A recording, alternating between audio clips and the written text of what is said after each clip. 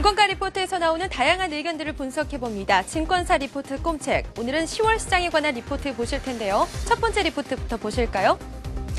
네, 먼저 LIG 증권은요. 10월 주식시장은 전강 후약일 것이다 라고 내다봤네요. 다음 리포트 보시겠습니다. 자, 플레임아웃, 엔진은 꺼졌다라는 제목의 교보증권의 리포트입니다. 내용 보실게요. 네, 예상 밴드는 1990포인트에서 2090포인트까지 내다봤고요. 또 추천 업종 테마로는요. 금융, 건설, 비철금속, 자동차를 꼽았네요. 다음 리포트 보실까요? 자, KDB 대우증권의 리포트네요. 10월 전략, 연준이 변했거나 시장이 오판하거나 라는 제목입니다. 내용은요. 10월 코스피 예상 밴드로 1960포인트에서 2050포인트를 제시했고요. 다음 어떤 리포트일까요? 네, 부국증권의 리포트입니다. 10월 코스피 기대치를 조금은 낮추자라면서요. 10월 코스피 예상 밴드 2000포인트에서 2100포인트까지 전망했습니다. 자, 마지막으로 신한금융증권의 리포트입니다. 10월 전망, 하늘은 높고 말은 야윈다라는 제목이고요. 내용은요. 네, 코스피는 1970포인트에서 2090포인트까지 예상했고요. 또 두 가지 핵심 변수로 3분기 국내 기업 실적, 그리고 달러화 강세의 지속 여부를 꼽았습니다. 자, 여기까지 10월 시장을 예상한 리포트들 살펴봤는데요. 더 자세한 이야기 전문가 여러분들과 이어가 보도록 하겠습니다.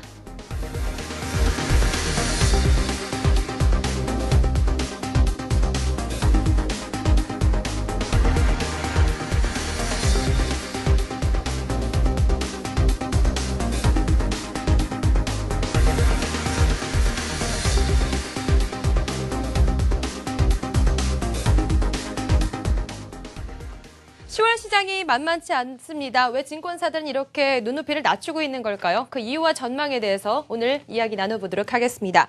자, 미국의 테이퍼링, 중국 경기, 또 달러 강세, 우리 기업들의 실적까지 10월에 코스피가 주춤할 만한 다양한 이유들이 거론되고 있는데요. 자, 어떤 부분부터 중점적으로 봐야 될까요? 지금 증권사 리포트드 헤드라인을 다 이제 보니까 네. 글쎄요, 이제 9월 초였던 걸로 기억하는데 상당히 좀 긍정적인 전망들이 많이 나왔어요. 그런데 그렇더라다가 한꺼번에 좀 기대치를 낮추는 듯한 모습이 나오고 있는데 지금 우리가 봐야 될 것이 지수의 이 밴드가 그렇게 중요하지는 않은 것 같습니다. 네.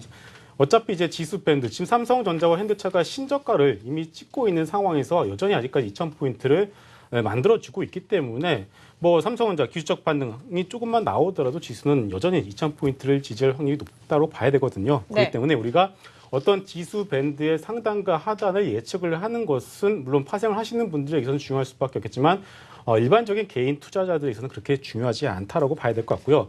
오히려 최근에 외국인의 매도의 내용을 한번 살펴보고 거기서 우리가 한번 시사하는 거를 찾아볼 필요가 있지 않나 싶습니다. 자, 준비한 자료 몇 개가 있는데 한번 보도록 할게요. 네. 일단 뭐 올해 선물의 외국인 선물의 수급 추이를 먼저 한번 보도록 하죠. 보시면은 제가 빨간색 선이 누적으로 외국인 선물 수급 누적을 이제 표시를 한 거고요. 이 검은색 선이 코스피 200입니다.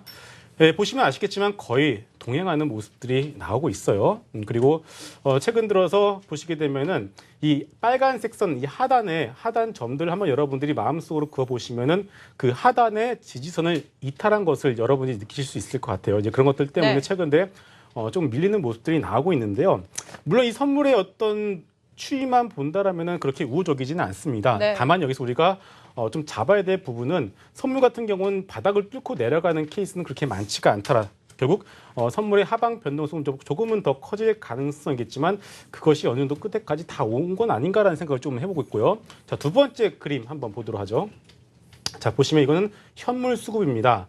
이 빨간색 선이 외국인의 현물 수급 누적이고요. 파란색 선이 기관의 현물 누적 수급인데 어차피 뭐 코스피 시장에서 기관과 아래쪽에 개인들의 수급선을 보시게 되면 아시겠지만 거의 시장에 미친 영향은 적다라고 봐야겠죠. 근데 네. 최근에 보시게 되면은 그렇게 우호적이었던 외국인의 수급선이 최근 들어서 꺾이는 모습들이 나왔어요. 그럼 우리가 도대체 외국인이 무엇을 팔았는지를 봐야겠죠. 네. 자, 그 다음 그림 한번 볼게요.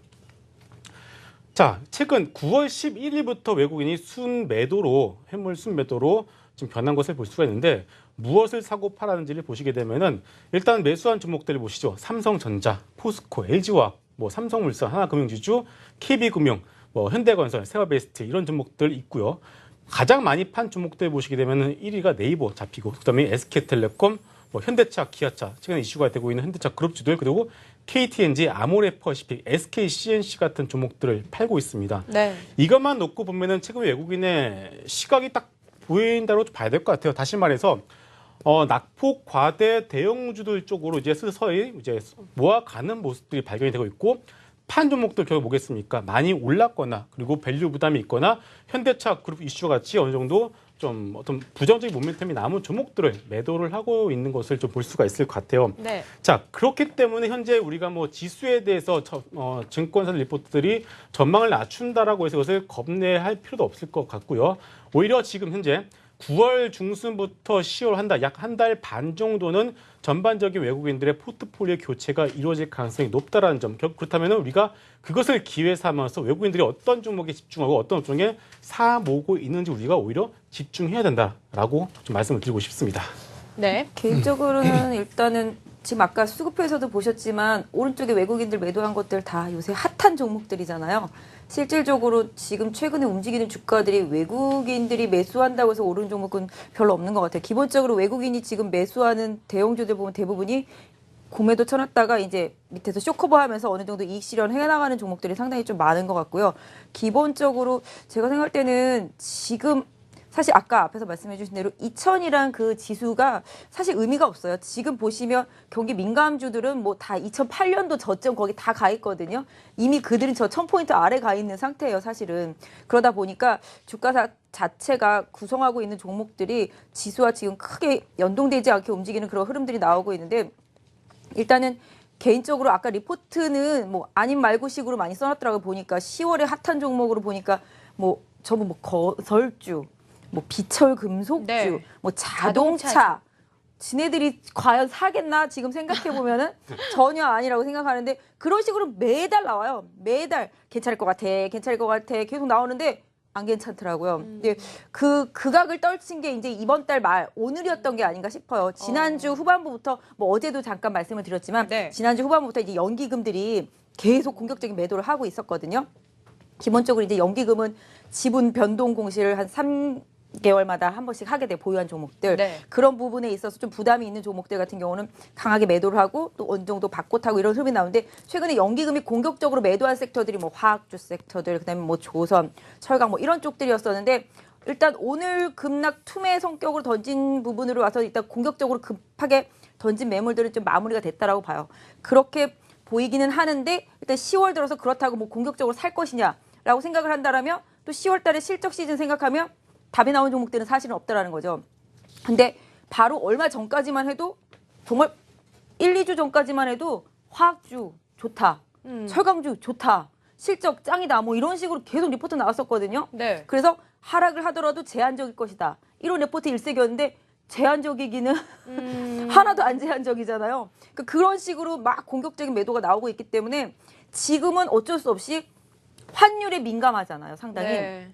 옛날 같으면 환율이 반등하면 와 막 수출주들이 환호했을 텐데 지금은 환율이 반등해서 지금 1,050원이 넘어갔어도 아랑곳하지 않아요. 네. 엔이 더 급하게 약세로 가고 있기 때문에 이런 부분에 더 민감하게 움직이면서 수출주들이 지금 상대적으로 안 좋거든요. 네. 오히려 지금은 지난번에 한번 말씀드렸을 것 같아요. 개별주들, 중소형주들, 내수 섹터들 정말 갈 때까지 가보자라는 식으로 지금 올리는 시각들이 상당히 많거든요. 중소형 자문사들 쪽에서. 그러니까 이런 부분들 생각하면 그런 부분들이 강하게 올려서 정말 못 사는. 저희 농담처럼 뭐 컴투스 20만 원 얘기도만 했었는데 네. 좀만 더 가면 올 것도 같은 그런 생각이 들 정도로다가 강하게 올라오고 있거든요. 네. 그런 식으로 개인 투자자분들이 겁내서 못 붙는 종목들이 많이 가는데 오늘 살펴보니까 대부분의 그런 급등주들이 신용이 상당히 많이 늘었어요.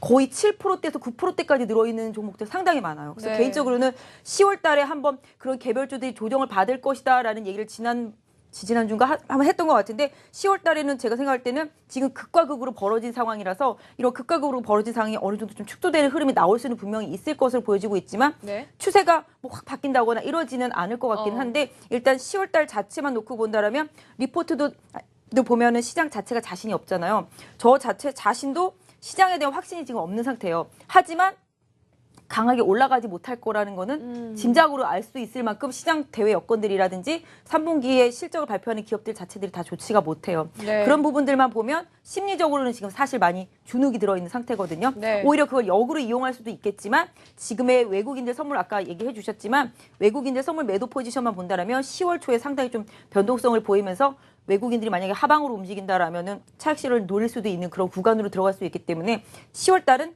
변동성의 영역으로 접어들기 때문에 종목별로 상당히 좀 대응하시는데 주의가 많이 필요할 것 같아요. 네. 우리 장 팀장님은요? 네.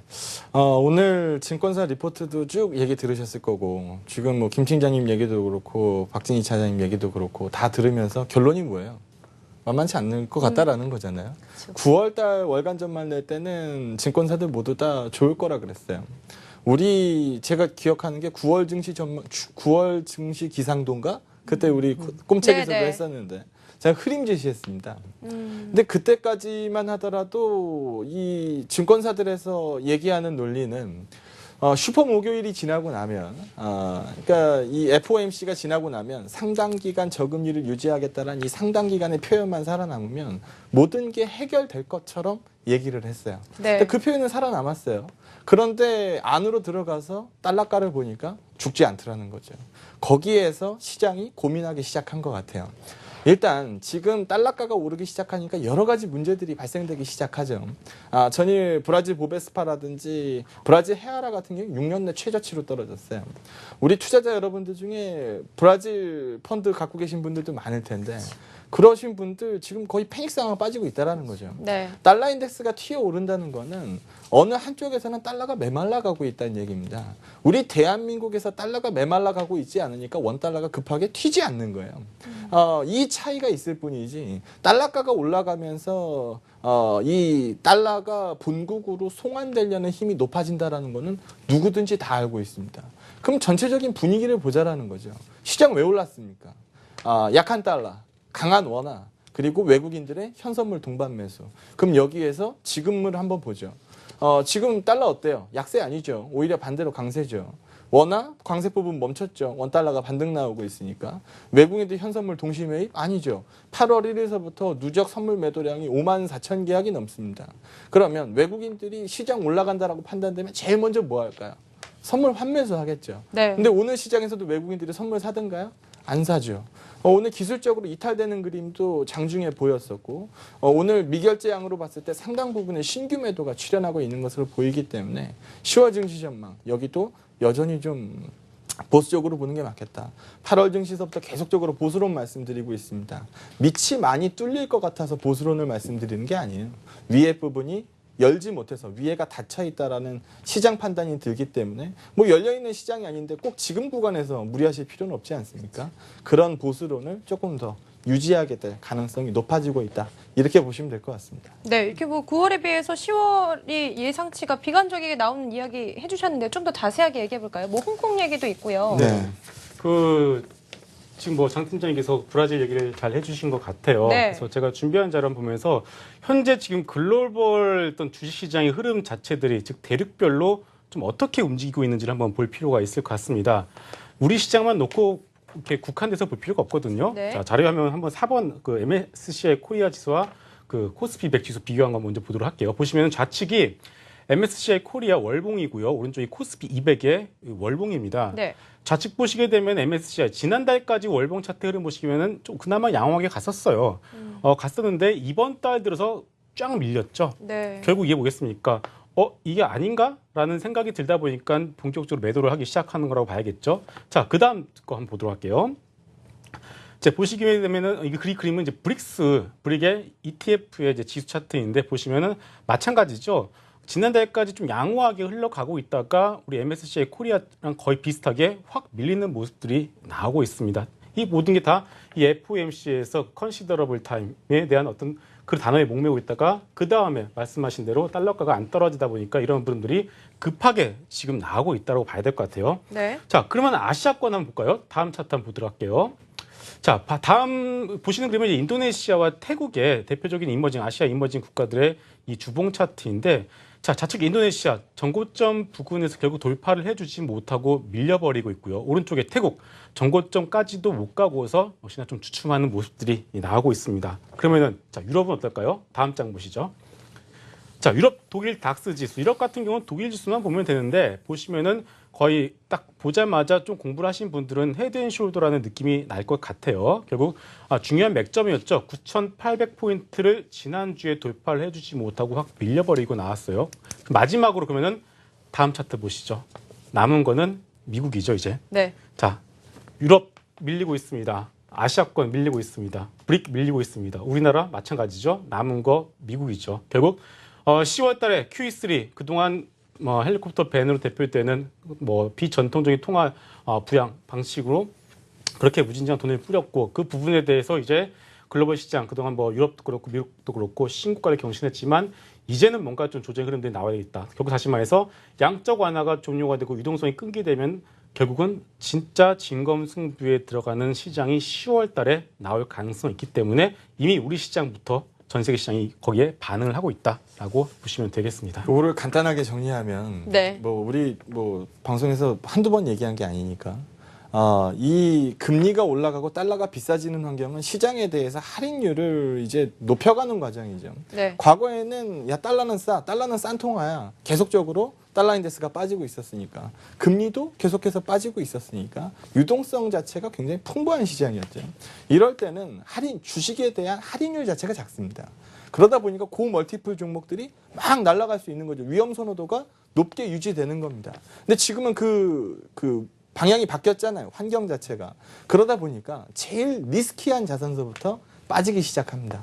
최근에 가장 핫하게 움직이고 있는 게 하이힐드입니다. 하이힐드 채권 ETF가 가장 위험한 그 자산이죠. 그쪽 부분 또 분질러졌습니다. 그리고 그 다음에 선진국하고 신흥국을 비교해 보면 어디가 더 위험하겠습니까?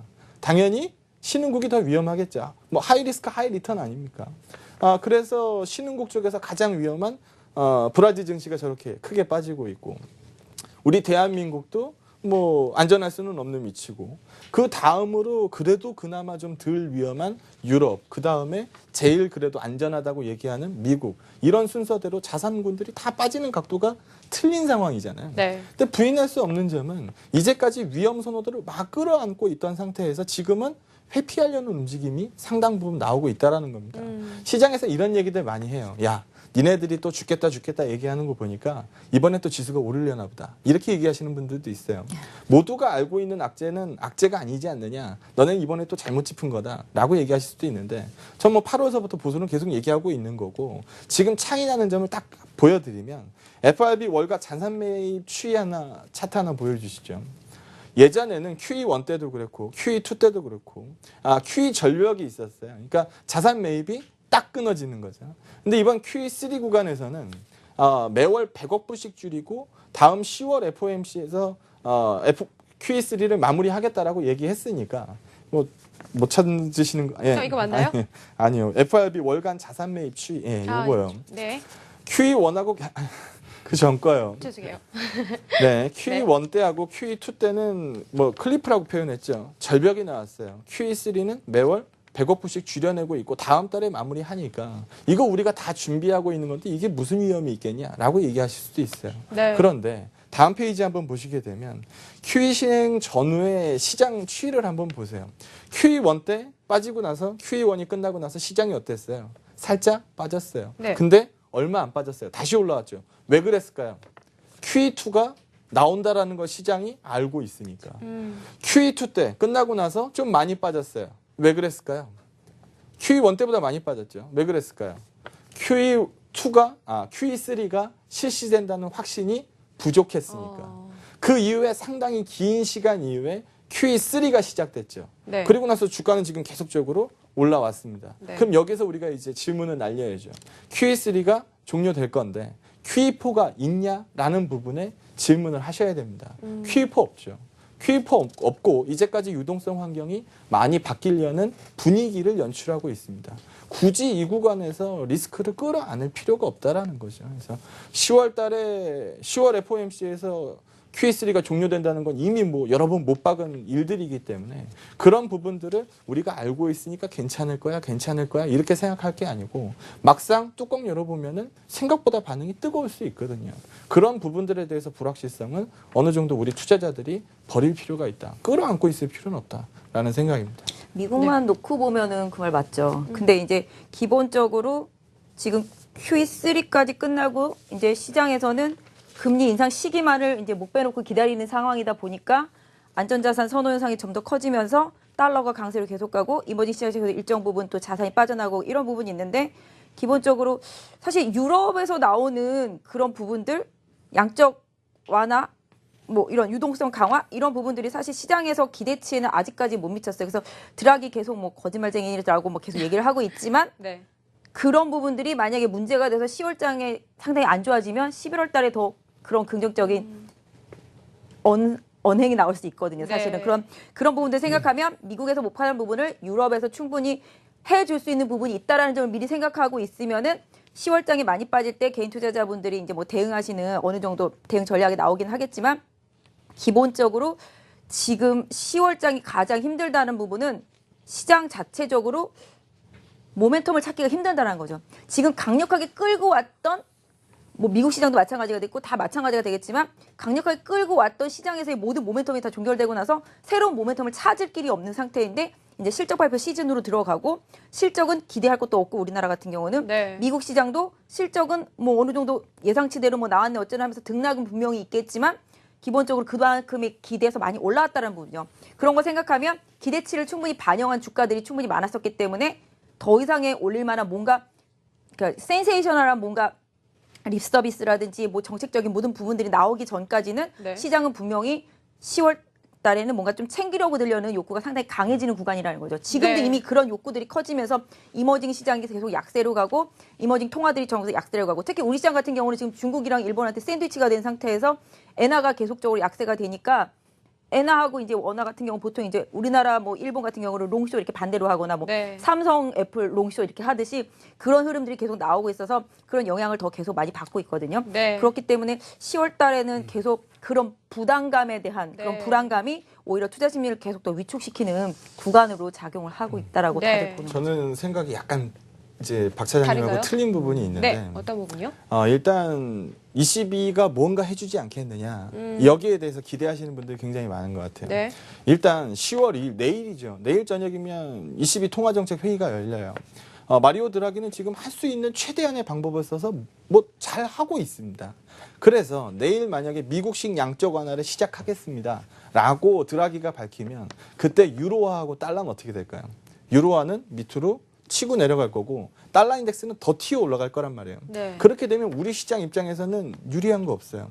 그리고 또 하나 미국식 양적 완화를 시작하겠다. 앞으로 뭐 국채 매입 부분까지 고려하겠다라고 얘기하면 미국 지금 10년물 국채 수익률 얼마입니까? 2.5%. 스페인 뭐 이런 친구들 10년물 국채 수익률 얼마예요? 미국보다 싸요. 네. 뒤집어서 얘기하면 스페인이나 이런 그 유럽 쪽에 있는 채권 가격들이 굉장히 고평가되어 있는 상태입니다. 네. 그 부분에 대해서 계속적으로 채권 매입을 일어나줘서 단기적으로는 이렇게 받침을 만들어줄 수 있다 쳐요. 나중에 어쩔 거예요. 그 부분에 대해서 시장이 분명히 고민하는 시기가 오거든요. 네. 근데 우리는 시장에서 굉장히 단순한 생각만 하고 있는 거예요. FRB가 발을 빼? 그러면 ECB가 해주면 되지. 이렇게 생각하고 말아버리는 거거든요. 네. 근데 그건 아니죠. ECB가 죽었다 깨나도 FRB 절대 이기지 못해요. 글로벌 기축통화가 뭐예요? 유로화예요? 달러입니다. 네. FRB가 힘이 있는 이유는 기축통화를 찍어낼 수 있는 발권력이 있기 때문이에요. 글로벌 중앙은행의 넘버원 FRB의 시각이 변하기 시작하는 이 시점이 절대 우습지 않다라는 거죠. 아까 전에 대우증권 리포트도 분명히 얘기했어요. 시장이 오판하거나 뭐 FRB가 뭐 연준이? 견했거나 네. 이 부분에 대해서 그 차이점, 미묘한 차이점을 반드시 캐치하셔야 됩니다. 그래서 10월 증시가 마리오 드라기의 푸시업에도 불구하고 우리 시장한테는 뭐 긍정적인 부분이 훨씬 작을 수 있다라는 부분도 계산하셔야 될 것 같습니다. 그럼 10월 대응 전략은 어떻게 짜야 될까요? 뭐 업종별로 간단히 좀 찝어주시겠어요? 일단 뭐 좀 미국 얘기를 좀 봐야 될 것 같은데 네. 그 이번 주에 ISM 제조지수가 나와요. 지난달에 59 최고치를 찍었는데 1990년대 이후로 ISM 제조업 지수가 59 이상을 찍고 난 다음에 주가 지수의 움직임을 여러분들이 한번 보실 필요가 있을 것 같아요. 네. 2004년에서 5년 그 즈음을 제외하고 ISM 제조업지 59 이상 오버슈팅한 다음부터는 주가 지수가 조정의 흐름들이 나왔습니다. 여지없이.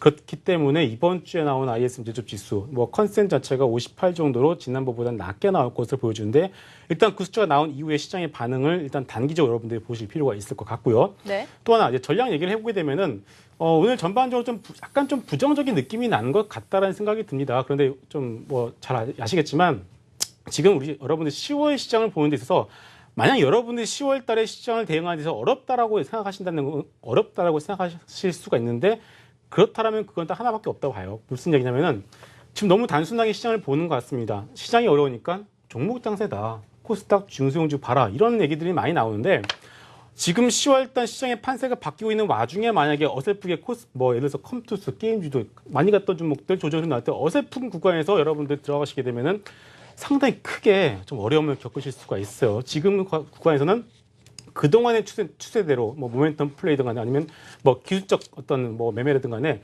그동안 8월과 9월 달에 했던 대로 여러분들 하시게 되면 상당히 어려울 수가 있다는 점을 좀 말씀드리겠고요. 네. 그렇다면 왜 어렵냐 또 살만한 게 또 막상 또 보이지가 않다라는 거예요. 그러니까 외국인들이 지금 뭐 사고 있습니까? 현대차, LG화학, 바닥주 좀 밸류 그나마 좀 밸류 메리트가 있는 이런 업종들 시클걸 조금씩 모아가는 흐름들이 나오고 있는 거예요.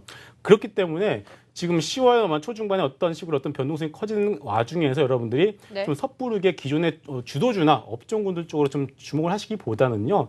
오늘 그동안 작았던 종목들 멀티플도 너무 많이 줬어요. 그렇기 때문에 좀 오히려 발상의 전환이 필요한 시기가 10월 달이지 않나 싶습니다. 네. 저도 10월 달 같은 경우는 아까도 먼저 앞서서 말씀드렸지만 그동안 계속 시장을 내달렸던 이미 음원주가 그런 모습을 보여줬고 네. 카지노주가 그런 모습을 또 보여줬어요. 그렇다시피 시장에서 계속 고평가 논란 얘기에도 불구하고 지금 계속 이제 오버슈팅하는 종목들은 분명히 저는 이익 실현을 한번 해줄 때가 왔다라고 생각을 하고 있어요. 그런 네. 종목들에 대해서는. 그러고 나서는 관망을 해야 된다고 생각해요. 만약에 지수가 그나마도 2,000선을 중심으로 해서 버텨주면서 뭐 박스권을 등락을 그린다면 시장이 버텨주는 한계에 있다라면은 그래도 계속 종목적인 계속 순환매가 돌겠지만 그게 아니라 시장 자체가 글로벌 시장이랑 같이 만약에 무너지는 흐름이 나온다면 네. 종목 못 버텨요. 지수가 무너지면 종목 못 버텨요. 오히려 더 많이 빠지면 많이 빠졌지 절대 못 버텨요. 그렇기 때문에 지수가 어느 정도 한계선에서 버텨주는 상황이 된다라면은 박스권을 그려준다라면은 그나마 가던 종목들 안에서 계속 순환매가 돌겠지만 그게 아니다라면은 급격하게 매물이 나올 수 있어요. 특히 뭐 로엔 한 방에 5만 원에서 3만 7천 원까지 가는 경우 3일 만에 가는데 이런 경우 다른 종목에서 안 나온다는 보장 없거든요. 네. 그러니까 그렇기 때문에 무턱대고 아까도 말씀드렸지만 신용 많이 늘어나 있는 종목들 공격적으로 조정받을 때 이 정도면 조정 괜찮아라고 들어가는 건 진짜 오판일 수 있거든요. 네. 그중에서도 다만 이제 개인적으로는 업종 중에서는 그래도 시장 수급이 최근에 좋아지면서 살아나고 있는 쪽에 보니까 제약, 바이오, 헬스케어 섹터들이거든요. 네. 아까 장 팀장님 셀트리온 말했고 저도 지난주부터 셀트리온 계속 관심 있게 보던 종목이긴 했는데 제약주들이 그동안 오래 쉬었어요. 최근에 올라오기 시작하더라고요. 네. 제약주 섹터들 하고 그다음에 이제 헬스케어나 바이오 섹터들 중에서 좀 쉬었던 종목들, 후발주자들로 올라오는 종목들이 꾸준히 보여요. 네. 그런 종목들 보면 기관이 꾸준히 매수하는 게 눈에 띄거든요. 그래서 그런 종목들은 좀 차별적으로는 접근해 볼 수 있겠다. 하지만 지금 뭐 중국이 좋아 그러면서 아이 좋아 그러면서 막 올라갔던 중국 관련주들 있잖아요. 네. 뭐 지금 국경절 연휴라고 뭐 요커들 몰려온다 또 이러면서 화장품 날라갔죠, 뭐 먹는 거 날라갔죠, 뭐 옷 의복주들 날라갔죠, 다 날라갔었거든요. 네. 그러니까 그런 종목들은 오히려 10월 초순을 기점으로 해서 조금 쉬어갈 수 있다는 흐름에 좀 대비를 좀 해주시는 게 좋을 것 같아요. 네. 네, 저는 뭐 쓴소리를 좀 해야 될 것 같은데 네. 일단 기관들의 시장에 대한 주입식 교육이 상당히 성공한 것으로 보여집니다. 뭐냐면 당장 내일서부터 뭐예요? 국경절 연휴죠. 네. 그러면 중국인들이 인천공항에 대거 쏟아집니다. 네. 대거 쏟아져서 호텔 신라에다가 짐을 풀고 나가가지고 호텔 면세점에서 쇼핑을 또 무지막지하게 한 다음에 화장품을 막 쓸어 담고 네. 저녁 때 또 카지노 가가지고 또 한 번씩들 또 땡기고 이런 식의 그림을 막 시장에다 그려줬어요. 야 이런 식의 그림이 그려질 그럴 거야, 거다. 그려질 거야. 기관들이 수익률 게임 한 종목 다 그쪽이거든요. 네. 근데 이번에 국경절 연휴 끝나면 그때 어떻게 할 거예요? 그때서 그 다음서부터는 뭐 할 거예요? 그러면 그 다음서부터는 가장 제가 걱정하는 게 이겁니다. 주가가 예를 들어서 엄청나게 날아갔는데 빠지기 시작한다 이거죠. 그러면 개인 투자자들 머릿속에 뭐가 있어요? 아, 저 날아가던 저 종목. 드디어 나도 저 종목을 살 수 있다. 그럼 이제 용기 있게 사죠. 그럼 그 다음부터 어떻게 됩니까? 주창 빠지죠. 네. 내 손에 저 주식이 내가 함부로 살 수 없었던 주식이 내 손에 들어오는 순간 게임의 룰은 많이 바뀌거든요. 그런 부분들 쪽으로 투자 아이디어를 좀 끌고 가셔야 될 것 같고 시장에 대해서 흔히들 이렇게 얘기해요. 시장 어려우니까 종목별 대응하세요 라고 얘기합니다. 이게 말이 쉬워서 종목별 대응하라는 거지 이거 굉장히 어려운 주문이거든요. 어렵다라고 얘기하면 꼭 이번 구간에서 이익 안 내도 돼요. 한 발 물러나세요. 지금보다 싸게 살 수 있다라는 확신이 들면 물러나서 기다리세요. 그 부분이 왔을 때 움직여도 늦지 않습니다. 절대로 조급하게 움직일 구간이 아니다. 아까 전에 김 팀장님 얘기한 것처럼 10월 시장 흔들리면 세게 흔들릴 수 있는 시장이거든요. 그 구간에서 조급하고 무리하게 움직이지 말자라고 말씀드리도록 하겠습니다. 장 팀장님 얘기에 덧붙이자면 네. 때마침 홍콩이 10위까지 해.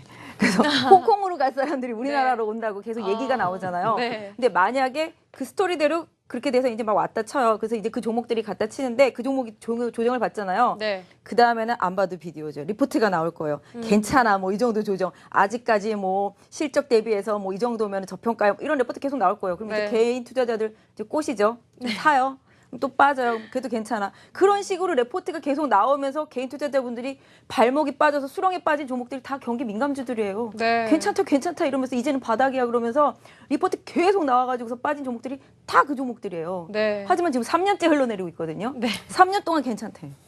이런 상황이 될 수도 있다라는 것도 그리고 있고. 당장 네. 내일이 4분기의 첫날이에요. 네.